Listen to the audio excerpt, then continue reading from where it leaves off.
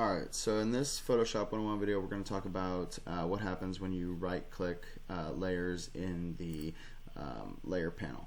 So first we are going to create a text layer. So this is just going to be our, let's not rename it that, let's name it right clicking layers. So if you right click a layer, what will happen? When you have a text, the right click shows a few different options. You're going to have a lot of the same stuff every time you right click, depending on if it's a text or a color or a shape or just a paint bucket fill or brushes. Most of these things are going to be the same. A lot of them are going to be different. Blending options we're going to go over in the next video because it's got a lot of importance to it. So that's something we'll touch on in its entirety at once.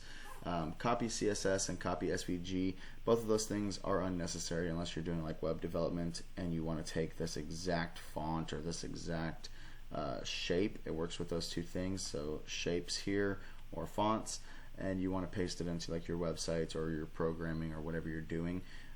These two things are pointless for what we do. I'll give you just an example of what they look like.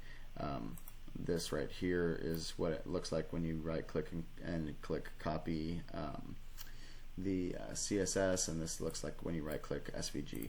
These things just go into your website and then it would give you this exact font and size and weight and all that stuff. So not important at all. Duplicate and delete layers are pretty self-explanatory. You click duplicate and click OK, and it's going to duplicate the layer for you.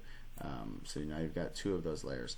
Another quick way to duplicate a layer is when you have that layer highlighted, if you hold down Alt, you'll see a little black and white arrow, like a double arrow. That's the duplicate, and you can just click and drag and it will duplicate that as many times as you want.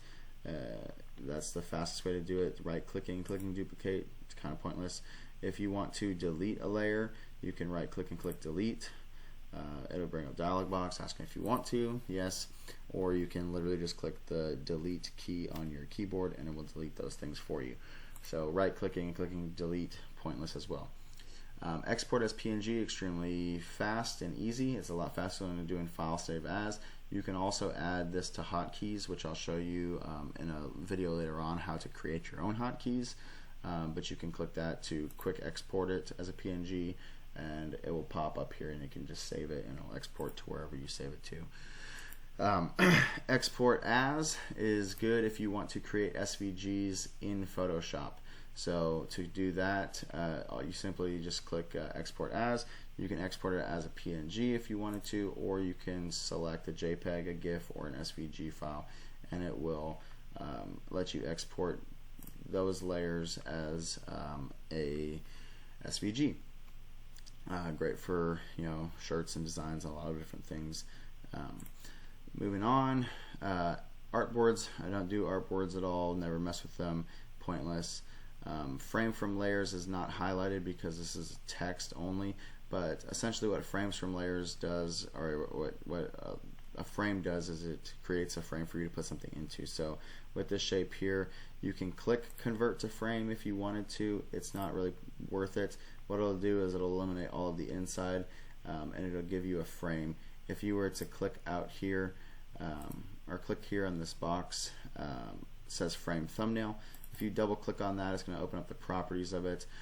By default, inset image is set to find on Adobe Stock, but you can click on place from local disk embed, and it'll open up your computer, and you can select the file that you have of your own to put in there. So if I wanted to put this sunset picture in there, we can click on that and then resize it to fit all of the lettering and hit enter, and then we've now created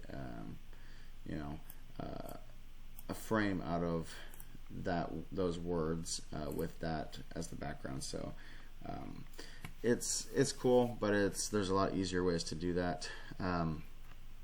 So what we'll do is we'll hit Control Z to undo those few things and get back over here to the text. and then we'll right click it. Continuing on, we can convert it to a smart object. Smart objects I'm going to touch on in another video completely, because it also requires a lot more in-depth talking about. But smart objects are extremely important. You definitely want to use them in your designs, because it'll help things along the way and help things not get lost. Rasterizing it essentially is taking it from being text to just being an image. So now we cannot go in and edit the font size or anything like that, or change the actual font itself. So that's what rasterizing does. Rasterizing also on an image, if we were to drag this image of that sunset in here, just make it a little bit larger so you can kind of see. When you drag an image into your computer, or you do file, place, embed for an image, it automatically shows up as a smart object. So if you were to right click that object, if you were to rasterize that layer, it's just going to remove that smart object capability.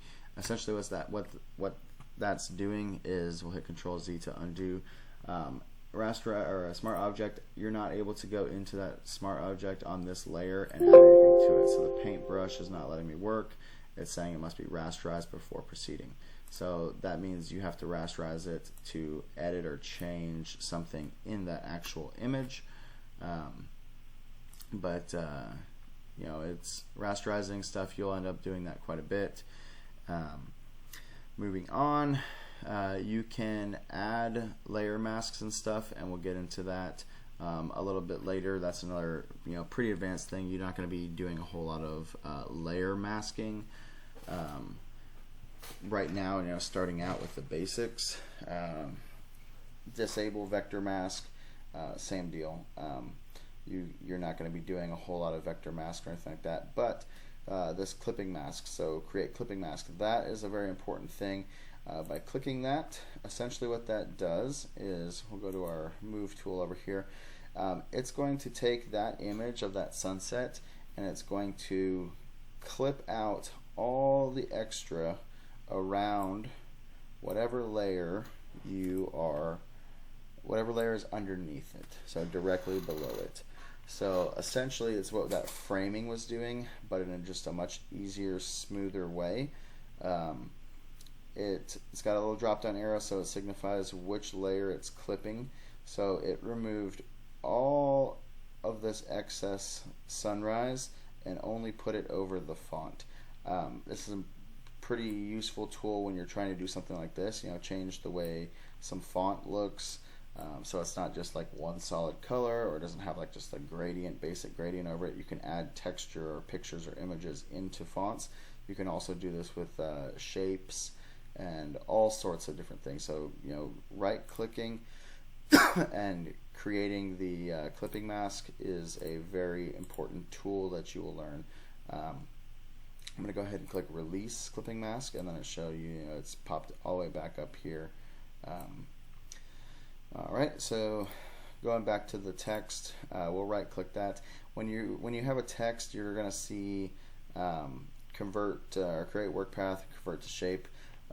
Those things are not necessary. I don't ever use those things. I don't use paths for much of anything. There's a little things that we do. Actually, I'll touch on another video on how to like make text round, like following a circle, and that uses paths. But other than that, it's not really highly used. Horizontal, vertical just changes the text direction. These things just change the text thickness or strongness, the outlines of the lettering and whatnot. And then you can copy and paste layer styles, which we'll get into when we do blending options, which is the layer style panel. And then the last thing for this little section here is going to be these colors. These things are just going to help you organize things. So say we clicked red, it's just going to add red here around this, and that just helps you when you have a bunch of different layers to know, you know, the red layers could all be text and the blue layers could all be images, or so on and so forth.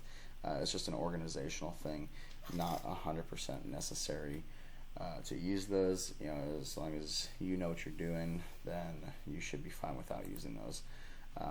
If we go back up here and we right click the image, so it's not the text file, like I said before, and when I started this, it's virtually the exact same layout, the exact same panel, but you get a few different things. If you wanted to do merge visible, essentially it would merge every single layer that you have and put it into one image. That's not optimal. You don't really want to do that even when you're saving something. That way, if you need to go back to it later on, and edit something or change something or add something into it, you wouldn't be able to really do that if you merged all of them. And then same deal with flatten image. It's going to do the exact same thing, but it's not super necessary to do something like that. That about wraps it up for the right click of the layer panel. These last things here on the bottom, postcard and 3D, those are 3D options for Photoshop. There's a 3D feature in here, but for the designs that we do, or that I do, we don't ever use 3D. So the next video I'm going to go over is going to be here in this blending options. When you right click, you can see the blending options, and after that we'll touch on this last little section down here for the layer panel. And then that's all the basics really for Photoshop 101, and we'll get into a little bit more detailed videos on doing certain things. So we'll see you in the next video talking about the layer style panel.